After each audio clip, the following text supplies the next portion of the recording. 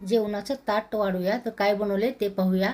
तर अख्ख्या मसूरची मस्त अशी चरबरीत आमटी बनवली आहे. इंद्रायणी तांदळाचा भात बनवला आहे. कैरीची चटणी बनवली आहे.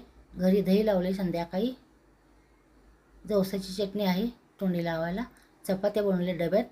आता आपण हे ताटात वाढायला घेऊया. तर पण ताट ठेवूया. ताटात 2 वाट्या ठेवूया.